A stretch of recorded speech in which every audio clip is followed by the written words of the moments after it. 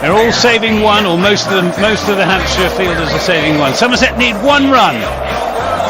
It's Edwards to Hildreth. He's there and bowls Hildreth, and he gets the run away through the onside, and Somerset have won. They've won the Royal London One Day Cup.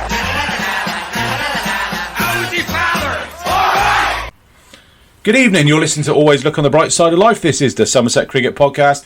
My name's Ian Shepherd. Joining me this evening, I've got digital guru for Somerset CCC, Ben Warren, and the voice of cricket on BBC Radio Somerset, Anthony Gibson.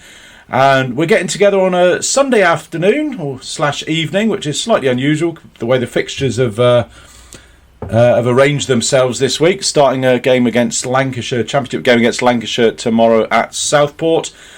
But last night, well, Somerset absolutely blew Derbyshire away by I'm going to say a professional cricket record of 191 runs, because no disrespect to the cricket associations of, I think it was Panama and somebody else, I can't remember who it was.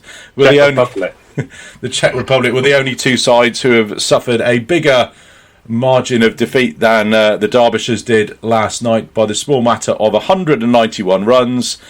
And it took about 3 hours after the toss was made, when Lois Deploy elected to bowl, for that notification to appear on the cricket images that are preceded by, or cricket images that precede unfortunate events.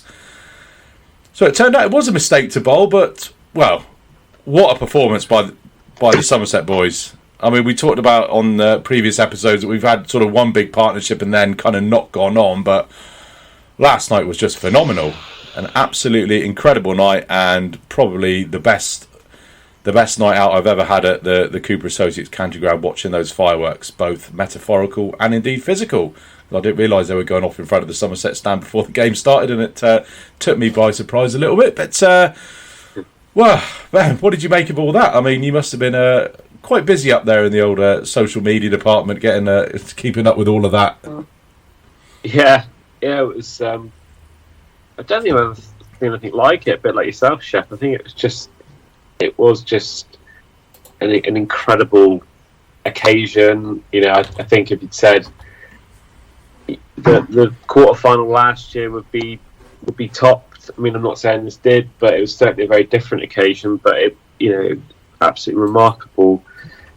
To be there was one of those things that you'll remember for a long time. I think it was just what was, I guess, really impressive from my side, and I appreciate that we'll go into detail about all the records and bits and pieces, but just how mature a batting performance that was, because I think it's easy to forget that they were only 80 for 1 off 9 overs, but they were sensible, they were mature, and they backed themselves to get themselves in and do the damage in the second half of the innings. So I think they scored 185 off the last 11, but it was a slight shift on how Rousseau had been playing in terms, he had gone in from ball one and tried to hit every ball, but just a superb, brilliant occasion for the Somerset fans, and brilliant to be very, very busy today looking at finals day tickets and things like that. Yeah, I did notice that against Surrey, he was 4 and out. He hit one down towards the Somerset stand, then he holed out next ball. But although I watched it again this morning, what fan couldn't have watched it again this morning on the old Sky Plus? But yeah, he just knocked a couple down the ground, hit one for one. I think it was sort of 6 off 3. I mean, just incredible. Now, Somerset's record scorer in any T20 competition since records began back in 2003. You know what I'm going to say now, don't you, Gibbo? Yeah, I know what Not you're going exactly to say. Barbara Azam or Devon Conway. Is he better? Is that what you meant? No, Did you foresee this? No, I didn't foresee it. I mean, I'm very happy to eat my words on my hat or anything else, because he's done fantastically well.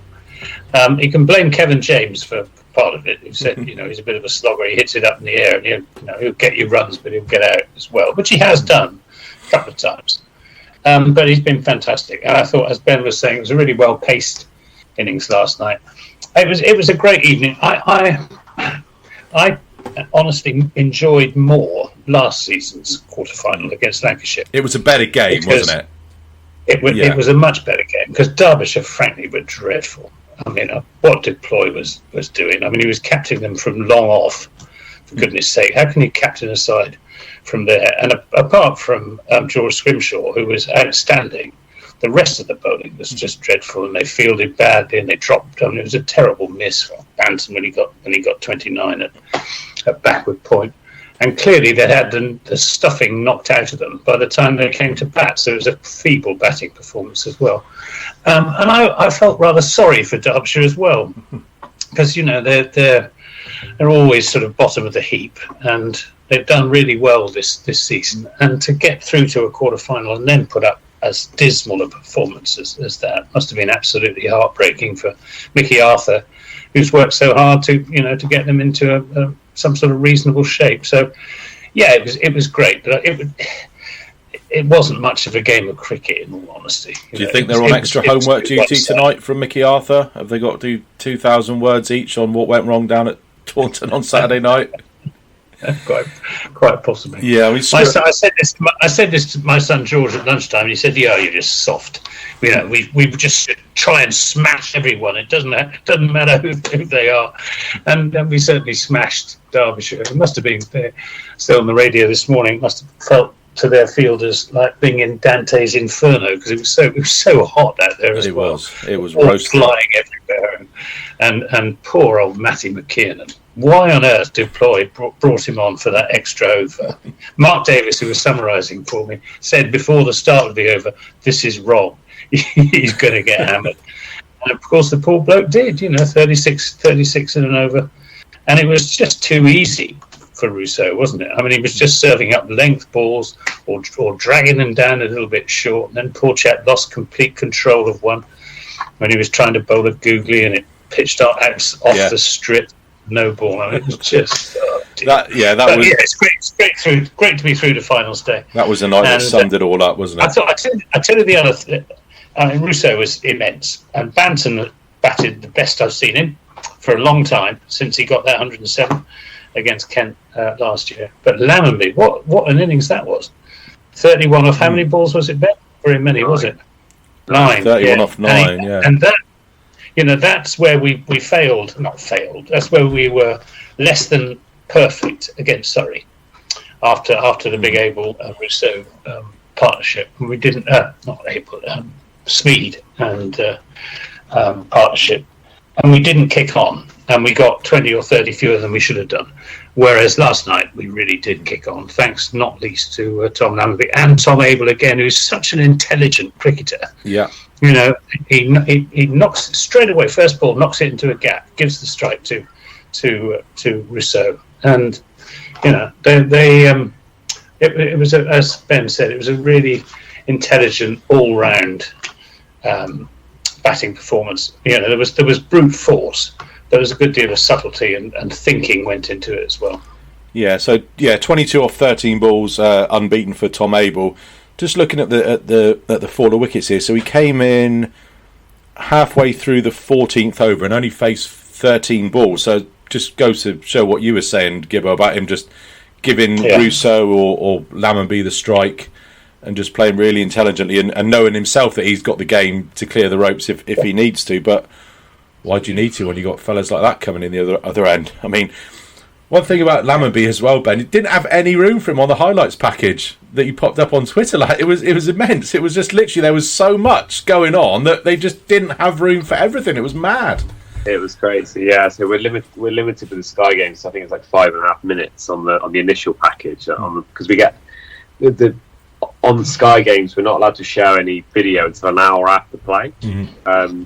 And then we're limited on a 5 minute, and I think they gave us a little bit of leeway. Gave us 5.5 minutes to try and fit all that in. But it was. And Ben Green's also another. I'm pretty sure he came in at his first 2 balls out the park. I think he was 12 40 not out of 4 for Ben. 6.2. So I think Anthony's dead right that is and that was what we identified all throughout this. Somerset's lower order. They all can come in and hit sixes from ball 1, and that is a very powerful weapon to have in a T20 side. So yeah, I thought Lammonby was great. No scoops. It was quite interesting that I think it was almost the field they set fine leg back again to Lammonby. So I think Derbyshire were expecting him to scoop, but he just powered 2 down the ground, didn't he? And beat the fielders mid on, mid off, and that's the sign of a good player, isn't it? Yeah, he's got the game to hit it 360 if he needs to, and the scoop, I think, is always the shot you play when fine legs up. It's not something that you think you get the bravado and try and clear the fielder with a scoop. That's not the shot you play, is it? You play that when fine legs up. Theo, do you want to say anything about the game last night? My little boy just wandered into the cabin. No? What was the best bit? When Somerset won. Pardon? When Somerset won. When Somerset won was the best bit. Which was with 10 overs to spare as well, which was incredible as well. Derbyshire bowled up for, was it 74, 75 in the end? Yeah. They're just absolutely incredible win. One little chink in the bodywork of last night was my little girl was desperate to see Stumpy, and he wasn't there last night. Hey, where was Stumpy? Well, he was unavailable, unfortunately. It was one of the many logistical challenges around having a game decided 6 days previous, is that sometimes it's difficult to get the match day absolutely as we'd like it. I thought it went all right, but yeah, Stumpy was pre-engaged, and he was in his dragon's cave. There were no willing volunteers in this heat to. What do you mean willing volunteers in the heat? Volunteers for what? We might have been in the rounds. Yeah, my little girl, bless her, she was getting itchy feet a little bit halfway through the Derbyshire, and I thought, well, so we wandered around, we looked for Brian, and then there was a very nice lady in reception. I sort of went, "Oh, where's Stumpy today?" And she sort of saw his little lady, who's only 4. She said, "Oh, Stumpy's not feeling very well today." He's like, "Oh, okay." And then I sort of, that was really, I was supposed to do it, wasn't I? Yeah. So I got back to 6. I can guarantee Stumpy will be at finals day in doing the mascot race. So can I confirm that he will be back in good form and due to finish he's about 16th favourite, I would say, in the mascot race. The costume's too bulky. That's the trouble with Stumpy. He's, it's when Steve's not with us today. Just had a Facebook pop up. He's at the American Adventure, whatever that is, somewhere in Disney World, probably. A little bit of me thought, oh, do I wander over back to reception and just volunteer, just so I could pop a smile on my little girl's face? But I thought, in this heat, not a chance. On to the bowling then, and well, I mean, Derbyshire, they've obviously got to go for it from ball one, chasing a blast record of 265, and generally they just swung and got themselves out, didn't they? They very rarely you either kind of win or you get bowled out for not very many in these sorts of games. I mean, Peter said they were exceptional again. Multiple wicket overs seem to be his speciality. 3 for 10 off 2. Ben Green again showing his value. 3 for 17 off 2 and a bit. Lewis Gregory back on form with the ball at 2 for 11. Yeah, off of 2. I was really pleased to see that as well, because he's got some stick he's got some stick as a bowler in the last few games. The last 2 overs gone for about 60, haven't they, against Surrey and Hampshire? Yeah. I thought he bowled really well last night. He looked as if he was running in better as well. So if he is back to his best, then that's a really, really important plus point for finals day. Definitely. Yeah. Speaking of back to the best, do we know what's going on with Josh Davey? Only bowled the 1 over last night, subbed off for George Bartlett, not in the squad for the Lancashire game tomorrow. Yeah, it's a hamstring issue. I hope it's just tightness. It's just having a little look, so I thought it wasn't worth risking it for Southport. But obviously with a quick turnaround for finals day, it would be a big blow if he wasn't available. But yeah, I think that's why it was. I think it was a hamstring tightness that was the reason for the only the 1 over. But so hopefully that's not too bad, and we can get him back into the finals too. Yeah, definitely not worth risking him to defend in 260. May have been a different. Do you think they'd have risked him if it was 130, 140 to defend?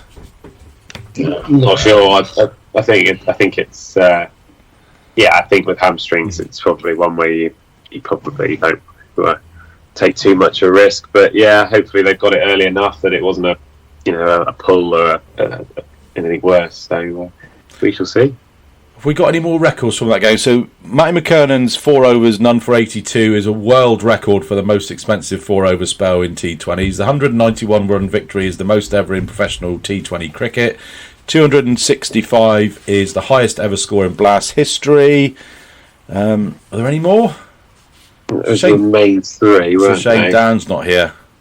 Dan did pull out a few more on his Twitter feed, I think, of us playing Hampshire in finals day most times, and a few other bits and pieces. But I think just a word on. There was a great tweet from Max Waller actually last night that kind of highlighted, I think, Derbyshire's approach to the game, and particularly the leg spinner that went around the park. Yeah, I saw that too. Yeah. That it does go to show that you cannot implement plans as when you bowl at Taunton and as you would at other grounds. And I think that is one of the things that I think Somerset, when we spoke on the last podcast, but I think that was an advantage that they felt going into the game, that some very, very tuned in are Somerset now, bowling block hole, bowling to the short boundary, and Derbyshire just didn't adapt, did they? They didn't adapt their skills, Scrimshaw apart, to bowling on a flat pitch and on a short with a short boundary. So yeah, he was exceptional. Yeah, we didn't get to see Roloff van der Merwe last night, but I'm sure if we had, I think he got an over in. Did he get one over? Got an over before. There was a run out in that over. Aitchison's run out towards the end. Of course he did. Yeah. Yeah, I mean, you take out that 2 for 16 off 4 overs out of 265. I still can't believe it. I'll read it. So what's that? 249 off the other 16 overs, which is just kind of sums up the night that Derbyshire, apart from George Scrimshaw, had. Really. And he bowled 2 of those overs in the power play as well, which was it was a remarkable spell of bowling. I mean, I can't remember too many opposition bowlers sort of standing out like that in the T20 at Taunton for a while. So he bowled and he bowled intelligently. I think that was the point, that he dug the ball in at Will Smead, who's notoriously quite strong off the front foot, and he clearly done his research into to sort of trying to mix things up against Smead at Banton, and then came back well, and he got the wicket of Riley Rousseau, didn't he? So it was a really good performance, and I think I spoke to a lot of Somerset fans around the ground, and a lot of people were really looking forward to watching him on Tuesday for the Lions. Definitely, yeah. Somerset versus South Africa. Well, it might as well be. There's 3 Somerset players going to be in the team. Yeah, England Lions versus South Africa. That's a men's Lions international, which is Tuesday. Yeah. So pop along to the county ground for that. Feels like we should have done about 4 hours on this game. It was just so amazing last night, but it just kind of went so fast, and all the big points are really just kind of stand out at you, don't they? Rousseau 93 off 36. Banton 73 off 41, back in a bit of nick as well, and probably importantly, him, Abel, and Smead are going to be staying in white ball mode for finals day, and not having to switch back and forth for red ball cricket for the championship game tomorrow, which I suppose does have its benefits and its disbenefits. It was great to see. If you compare the 2 home games, the Surrey game and this game, that there were 2 big partnerships, and out of Somerset's top 4, and it was the complete change. You had the Smead and Abel one against Surrey, and then you had the Banton and Rousseau one here, and that has to be a very, I think if you were the opposition playing against Somerset and you saw that each one of our top 4 had been involved in a significant partnership over the last 2 completed T20s. That has to be a really, really damaging thing to have to look at in terms of your preparation. So I think that just goes to show how strong and how confident Somerset are at the moment. Yeah. So Do you think we're favourites, Ben, on finals day? Somebody asked me who were favourites on finals day. I'll have a quick look. Talk amongst yourselves. We must be close, mustn't we? I think they have to Because Lancashire will be weakened, won't they? Yeah, it'd be interesting to see the availability of all the other teams. I think Somerset have got the most. They've got the second team. Probably Hampshire are fairly settled as well in what they've got. I guess the unknown quantities are going to be Lancashire and Yorkshire on if any of the players will be available, and that doesn't necessarily make them strong. You know, I'm still of the opinion that just by bringing back England players hasn't historically been a guaranteed sort of win card.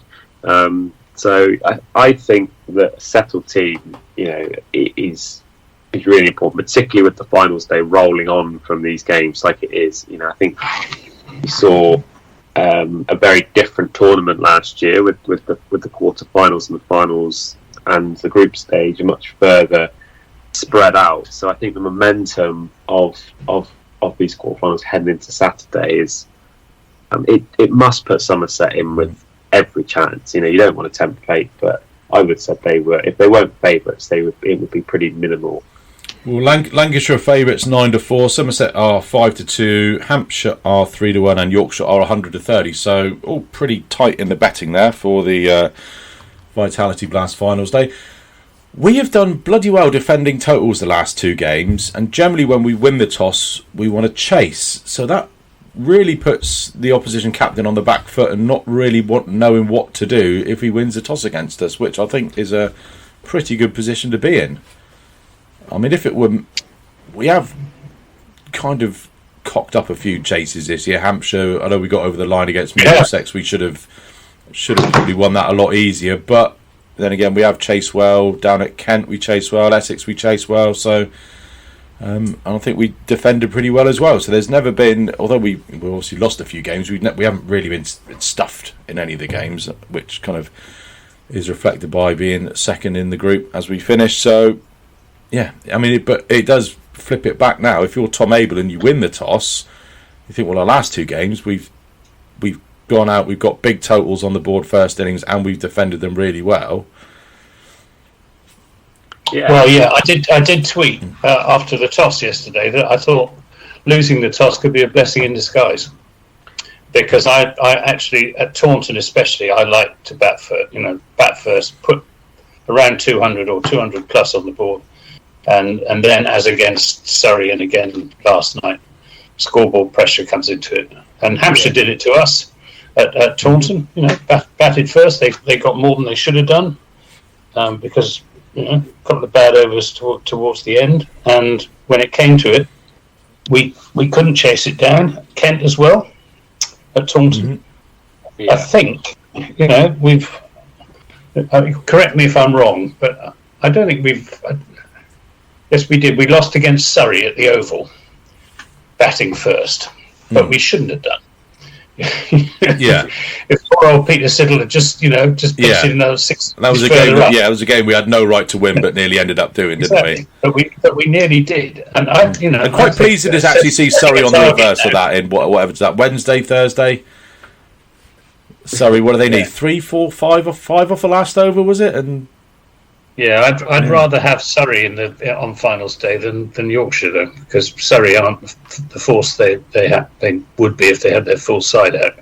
Whereas Yorkshire, we know less about Yorkshire, and they're a good side. So I don't really mind who wins between Yorkshire and Surrey, but from our narrow Somerset perspective, I'd rather have Surrey at finals day than Yorkshire. And the other two quarterfinals are pretty much non-events as well. Hampshire swept Warwickshire away, and Lancashire made short work of the Essex Eagles, which add that into our game against Derbyshire. It's 3 of those 4 games are pretty much non-events, which is a bit sad. But hey, from a Somerset perspective, what can you do? Right. So you're up in Southport. Gibbo, you up in Southport, Ben, or are you still in Taunton? Yeah. No, I'm sitting this one out. We've just with all the Lions stuff on Tuesday and the and the final stage prep. It's yeah. I'm You want to make sure that things don't fiddle with all your stuff, Ben. Is that what it is? You've got to kind of keep a close eye on everything and say, what are you doing there? Watch that. No, that doesn't go in there. That goes in there. No, the Lions game should be a good occasion actually. We've engaged with Cricket South Africa and looking to sort of show the game to their fans and that. So yeah, should be a nice one for us. Hopefully, with Somerset doing the business up at Southport. Good stuff. So it's got to be live streamed then, the Lions game and all the sort of usual Somerset channels. Yes, we've got a 3-pronged broadcast on Tuesday. Somerset fans will have the choice of Somerset versus Lancashire, England Lions versus South Africa, or the Somerset second 11 who are back in action. How's that going to work? We've only got one YouTube channel. How does that work? Can you go multiple live streams on one channel, or? Yeah, we've been doing two, so you can do two. We've been doing out the Vale and at Taunton simultaneously. Lancashire's will be on their channel, but yeah, so no shortages of cricket coming up this week. Oh, brilliant. So, speaking of Southport, then the squad was announced today, and I think when we got together on Monday, one name that none of us came up with to be in the squad was Amir Verdi, who is a short-term, just this game loanee from Surrey, coming in for Jack Leach, who is being rested by ECB despite having had, when did the Test match finish? Quite a while ago. So that finished. I think he last bowled on Monday last week. So anyway, let's not dredge up old conspiracy theories. But by my mark, this is number 7,592. No Craig Overton, who's with the one-day squad, and Tom Abel and Tom Banton are with the Lions. So the squad then for Lancashire game at Southport, we've got Peter Siddle, who is wearing the armband for the first time, Casey Aldridge, George Bartlett, Jack Brooks, Steve Davis, Lewis Goldsworthy, Ben Green, Lewis Gregory, Tom Lammonby, Matt Renshaw. His exams have finished, so James Rue is in the squad, Roloff van der Merwe and Amar Verdi. So which two of those are going to miss out then, do you reckon, Gibbo? Also, no James Hildreth in the squad as well. I was going to say the most prominent absentee is James Hildreth, who I fear has probably played his last game of cricket for Somerset. Unless he's injured, Ben, is he? But he's been playing for the second. He's been playing for the second, so I think it was illness last time, but yeah, I think it is. Just well, it was said to be illness. I wasn't convinced that it was illness. And you are cynic, Anthony. Well, I'm just sad that, as with Trescothick, he won't be able to make a proper exit at the end of the season if he's played his last game for us. And given that he's our third highest run scorer now of all time, that's a real shame. He's such a lovely bloke as well, and such a joy to watch. And I was really hoping that he'd be in the side to play Lancashire, in the absence of Banton and Abel from the middle order. It was the obvious opportunity. If they were ever going to bring James Hildreth back, this was the game that they would bring him back. So I'm afraid we've probably seen the last of Hildy in Somerset colours, which is a great shame. But it's Lancashire I think is pretty weak as well, aren't they?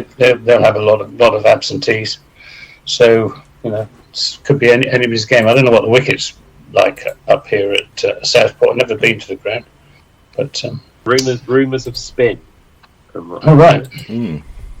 Hence Amar Verdi. But it's a shame that we haven't got Jack Leach to bowl. The Lancashire website I was looking at, they haven't actually put their squad on their website yet. But they were saying that Jack Leach was cleared to play.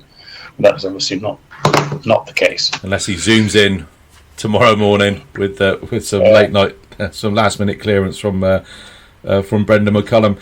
Just about the loanee system then, because it. Let me just grab the table here for Division 1. So this new ECB app is absolutely awful. Where do I get more tables? There we go.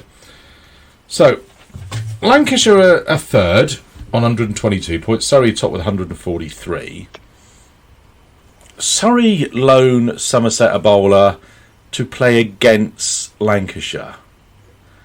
What do you think about the general ethic? I know he hasn't been.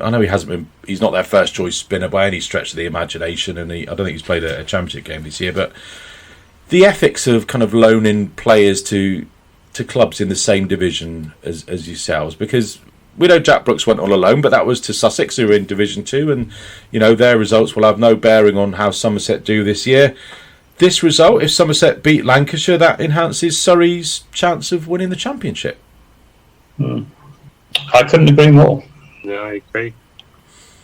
I was hoping for a long fisticuff debate about that, but yeah, it's the same in the Premier League in football, isn't it? Chelsea have got hundreds of players and they loan them all out, and okay, they can't play against their home club, but they can certainly help dint the chances of their rivals, and we're kind of seeing this with the Chelsea, if you like, of the Championship. Surrey have got all these dozens of players on their books, and they can just afford, off you go, because he's a decent bowler as well, Verdi. He's not exactly some 18-year-old pie chucker who they thought, there's no chance you're ever going to get in the side. Do what you want, mate. Go off to Somerset. He's a decent bowler, and he's just not been able to get in the side this year. And he's been mentioned as a potential rival to Jack Leach for in the England side. Yeah, certainly. A couple of seasons ago, people were saying, Leach or Verdi. He was the next big thing, wasn't he? And then he just seems to have dropped off the boil a little bit.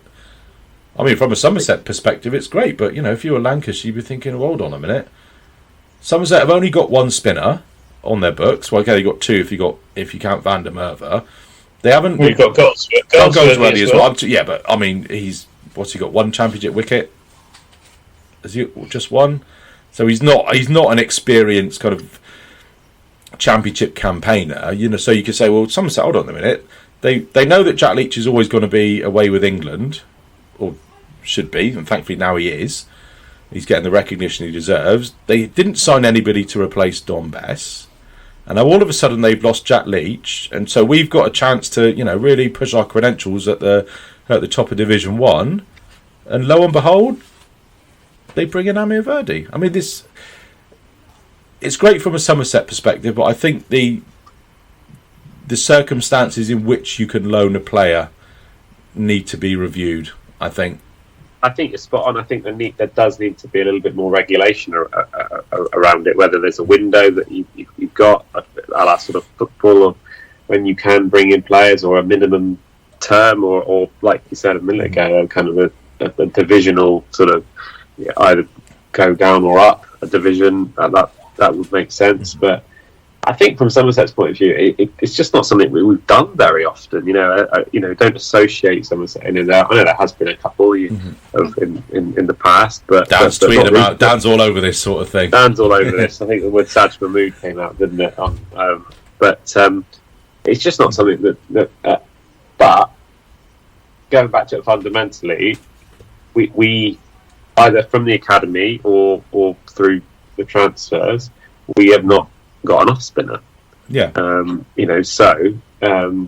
Whether this is just a one game or I don't know anything, but it would be, I think, something that if he were to become available, and he wants to play more first team cricket, there's no doubt that if you were to look at gaps in the Somerset Red Bull squad, we have not replaced Don Bess, and so if this is a kind of not a trial, but a kind of a come in and see how he goes, and things progress from there, then great. But I'm personally not a fan of someone coming in for one game and then going back and using it as practice. That cannot be. You would never get that in a lot of other sports, would you? No. Just be. No. I mean, as well, it's massive. I don't know if there's any sort of objection process for this. I mean, I could assume that Lancashire would have objected if they could, but I mean, you could, if you take this to its limitations of what's happened this week, and you kind of put that forward to the last game of the season, you could say, for example, somebody like Surrey, who could be potentially leaving out international bowlers, like somebody for, like, I don't know, what would who could their team be? So they'd have like Burns, Patel, Amla, Sam Curran. So they could potentially be leaving out players like internationals. I know Jason Roy's not a massively consistent championship before, but they could say, who's struggling in our division and who they play? Oh, look, Kent, for example, are playing Lancashire or Hampshire. Right, here, Jason, go out on loan to Kent for a week. Sam Curran or Tom Curran, you go out on loan to Kent as well. I mean, we've seen in politics this week when you leave the system down to count on the how honourable people are, it just gets abused. And but it just goes back to the fans, doesn't it? It's Somerset shouldn't be announcing a player that's going to play a game for cricket, and I've never met the guy, and we've not had a chance to interview him, not had a chance to know properly. That doesn't help the fans at the end of the day, does it? The confusion, the kind of randomness of it, the kind of bits and pieces where you just look at it and just think, again, I don't want to use the football kind of, but that would never, you wouldn't see on the day before Premier League game, Manchester United go, oh, by the way, there's this new bloke that's in our squad and he's played for another team, but he'll be in the match day squad for tomorrow's game. Don't, and there's good reason for that. It's because supporters can get continuity. They know who's. So I just think another thing from a Lancashire perspective as well. I mean, they would have been looking at videos of Brooks, of Peter Siddle, of Roloff, of Ben Green if he plays, Casey Aldridge. They would have been doing their homework on all these players, thinking, right, he does this. Okay, when he bowls a bad ball, it's generally this one. Okay, and he generally has this sort of field. Doing all their homework, and then all of a sudden, bing, Amir Verdi. Oh no!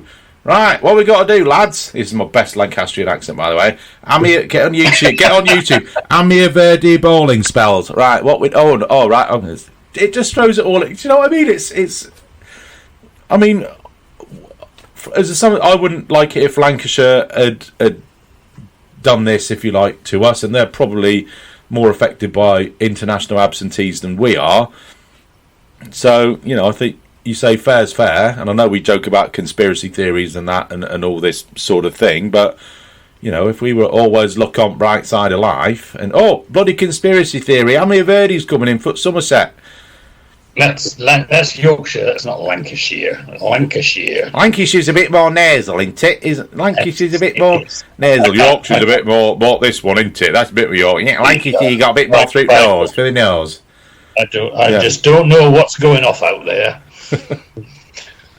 Ben, do you want to give us your appropriation of Northern accents? Better not.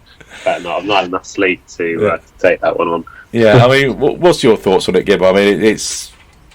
Well, I agree with you. I think it's not in the spirit of the game. Just it's a bit like Surrey signing Ravi Ashwin, if you remember. For that one-off game at the Oval last, and preparing a pitch for him. He opened the bowling, didn't he? First morning. He opened. It's taking a mick. And I'll tell you one thing though, it looks a pretty threadbare batting lineup for Somerset against Lancashire. I hope Renshaw gets some runs. And Lanham. Yeah, he's going to have to. I mean, going back to. Are they going to play James Root, Ben? Do you think? I'm not sure. As a batsman, sure it's the first time he's been in the squad. I believe. I think you're right. Yeah, I don't think I've seen him before. It's one of those that would have registered if you'd been in the squad before. You're like, oh yeah, I think. Do you know? And you would have remembered it. So I don't think he has been. I stand corrected again. Sort of lack of sleep, I'll blame, but I don't think he has been in the squad before. I'm not sure. It'd be very, very interesting. As I know we've spoken before on this podcast about the need to get him in and to give him a go. And whether this is the right game for it, I'm not sure. But I think it's a signal of intent of how highly he's rated. And go on, Theo, get me a Thatcher's Gold if you want. I would be amazed if he didn't play sometimes. Yeah, it's one of those where you think, well, if you no, it's all right. Bring it here. I'll do it. So I've got my waiter service again. Yes, I mean probably you're right. It does it threadbare, which kind of. No, you don't shake it up. Jeez. Do you want me to shake up your can of Thatchers, Daddy? No, I don't, Theo. Yeah, it's one of those that if you kind of bring him into the squad. If you weren't going to play him, I would think you would have gone for James Hildreth, the sort of safer option. I mean, you're absolutely right. The batting does look a bit threadbare. So where are we going to go here? We're going to be obviously Lammonby and Renshaw opening, then Bartlett 3. Bartlett hasn't played much. Lewis Goldsworthy 4. He hasn't played much. Gregory 5. Oh no. Rue 6. Gregory's in no sort of form with the bat. Right, he got 100 and whatever. 100 he only got 100 in the last championship game, but he's in no form with the bat. You've seen him in the last few games. I do, yeah. Yeah, I mean, it was a bit daft. I did get a bit of stick on Twitter for saying this, and I was probably half right. I think the shot that when Russo got out in Scrimshaw's last over, he was probably okay to be doing that, but then Gregory playing that big shot off Scrimshaw's the last ball of his spell when everybody else is being hit round the park, you would think maybe just yeah. Can I have one leave? Can we have one leave in this 20 overs? I'd let Lewis have that one. So what are we up to? Rue at 6, Davis 7, or swapping that around, and then Green. Well, then you've got the bonus, haven't you? Where do we bring? Well, it's going to take spin. They'll presumably play Van der Merwe and Amal Verdi, so which would mean that I don't know who's going to miss out. I mean, Ben Green possibly miss out, and would you pay Casey Aldridge or Green to strengthen the batting maybe instead of Rue and Aldridge miss out? The one thing I would say about Somerset is they have often taken players that they feel are on the verge of championship matches to kind of bed them into the environment, get them used to away trips, get them used to being on the bus, getting used to being around the team hotel, that sort of thing. So it wouldn't surprise me if this was a kind of a getting embedded into the environment before he makes his debut. I think it'd be nice if he makes his debut at Taunton. I think he'll get a very good reception. I think he's very well thought of around the local club circuits, and he's got a lot of admirers. So you'd say that James Rue and either Casey Aldridge or Ben Green would be the ones to miss out. I think, in my 11, yes. I think James Rue, give him a couple more weeks, and then get him in. Yeah, I think. And who would you pick? Who would you pick between Casey and Ben Green?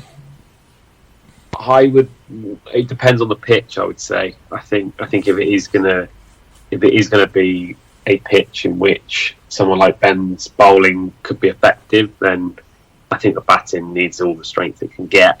But if there's going to be a bit of bounce in the surface, then we saw Casey he bowled really well against in that last. He did. Feels a long time ago now, but it wasn't.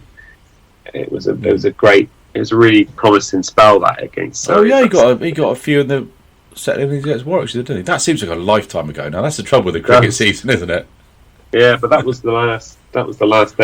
Was that last day of Championship cricket? It was, wasn't it? The last day of Championship cricket when Surrey chased down those. Yeah. So if you're looking at that, then he probably deserves to play. Really, I thought, but I think that I think the pitch is going to be a big talking point. I think it outgrounds. You never know what history tells you. Either get 600, play 600, or a 3-dayer. So it'll be interesting to see what Green with. The nuance of skill isn't quite there without outground cricket, is it? Because they generally don't have a team, do they? Well, they might have one or two, but it's a sort of a volunteer position mostly. It's never quite a. I know they'll get some sort of feedback from the county club and possibly a bit of assistance, but the general history, if you like, of the square isn't maintained as well as it is at a HQ ground. Right. I've not asked for any listeners' questions this week because A, it was Sunday and I didn't want to keep looking at my phone, and B, I thought we'd want to try and keep this to under 45 minutes as it is a Sunday, which we're just about to do. Do we have any other business, guys, before we knock it on the head? Well, I just wonder about Peter Siddle captaining against Lancashire rather than Lewis Gregory. Because last time Tom Abel relinquished the captaincy of his own accord, it was Lewis who took it on. That was against Yorkshire at Scarborough back in 2016. That's when he dropped himself, wasn't it? When he yeah, wasn't getting it right. I don't know. I don't know whether Lewis is. Peter Sill he captains the Adelaide Strikers and does it really well, and senior pro. But if I was Lewis Gregory, I think I'd be feeling a bit, Unless he had first refusal, I don't know. But I tell you what, I've generally every Aussie I played with in club cricket, they are, and Peter Siddle and Matt Renshaw come across fitting this stereotype exactly as they are full of bags of enthusiasm, and you want to run through brick walls for them. And Peter Siddle comes across to me as that sort of type of character who will be able to get the boys motivated and enthused and believing in themselves in the I don't know if we're going to go out and play any Sid ball up at Stockport, or if indeed Sid ball is even a thing. But well, if it is, let's hope Somerset play it and they come back from about 4 months now.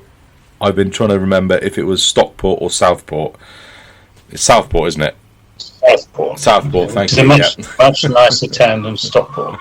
Nothing against people from Stockport, of course. But of course. Southport. So, and the ground is right next to Royal Birkdale Golf Club. So. Well, are you hoping for an early finish, Gibbo? You bought your sticks. Well, I've got my clubs. You never know. Oh, proper golfer. Always got the sticks in the back of the Jag. Yeah. Lovely job. Rightio. Right, should we knock it on the head for this week then? Yeah, good to see you. Just mentioned that Western Storm. They with all the excitement of yesterday, I'm not even sure, but they played Loughborough, didn't they, yesterday? Yeah, they fell short, unfortunately, but yeah, I think they're back in action. Those games come thick and fast as well. So yeah, check out their Twitter account, and it was a good effort, but yeah, they unfortunately didn't quite make the chase. Well, best of luck to Sophie Luff and the Western Storm, who are playing their next game. He looks at his cricketers' fixtures wall chart while simultaneously trying to angle his mouth into the microphone. July the 9th. That was yesterday, wasn't it? Oh yeah, so they played Sparks at Bristol yesterday, and they play Sunrisers away at Chelmsford on T20 Finals Day. So I just wonder if they ought to beat them. I just wonder if Sophie Luff and the girls are just going to be having one eye on their Apple Watches just for score updates coming from Edgbaston. But best of luck to Peter Siddle and the boys. It seems strange saying that, but in Tom Abel's absence, Peter Siddle is donning the armband for the championship game up at Lancashire tomorrow. Best of luck to Peter Siddle and the boys, and then best of luck to Tom Abel and the boys at Edgbaston on Saturday. I had a joke all prepared about the Taunton Roadworks, which I'm going to have to defer till next week now. So I'm leaving you all in suspenders for that one, but it is a cracker, I do promise you. But for Anthony and Ben, I'm Ian Shepherd. Thanks for listening to Always Look on the Bright Side of Life, and we'll catch you next week.